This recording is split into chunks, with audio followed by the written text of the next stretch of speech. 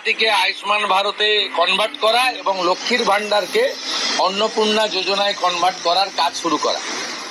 তো বন্ধুরা, আগামীকাল থেকেই শুরু হচ্ছে অন্নপূর্ণা ভান্ডারের ফর্ম ফিল আপ, যেখানে আপনারা পাবেন অনলাইন এবং অফলাইন দুটো পদ্ধতি আপনারা ফর্ম ফিল আপ করতে পারবেন।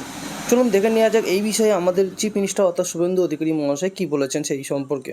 আগামীকাল বিকেলে নবান্ন থেকে আমি এবং সংশ্লিষ্ট দপ্তরের মাননীয় মন্ত্রী, সিএস, এফএস এবং অন্য আধিকারিকদের উপস্থিতিতে অগ্নিমিত্রা পাল এবং আমি একটি ফর্ম পাবলিশ করব, যেই ফর্ম অন্নপূর্ণা যোজনায় ফিল আপ করতে হবে।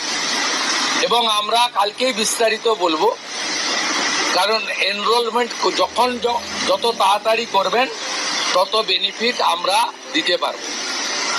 আমাদের অন্নপূর্ণা যোজনার প্রক্রিয়াটা শুরু হয়ে যাবে কাল থেকে।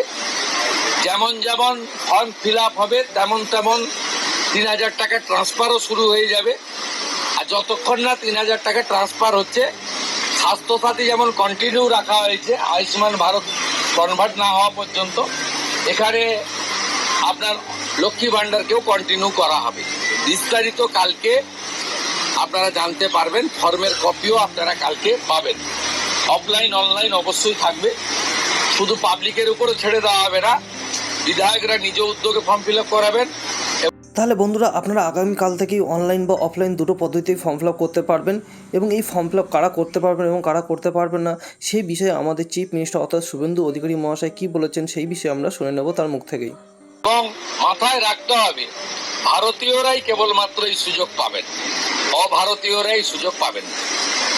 ভারতবর্ষের সরকারের টাকা বাংলাদেশ থেকে আসা অবৈধ অনুপ্রবেশকারীদের দেওয়ার জন্য নয়, এটা খুব ক্রিস্টাল ক্লিয়ার। তো বন্ধুরা, আপনারা কাল থেকেই ফর্ম ফিল আপ করতে পারবেন, আর তারপরে 1 জুন থেকে পেয়ে যাবেন 3,000 টাকা আপনাদের ব্যাঙ্ক অ্যাকাউন্টে।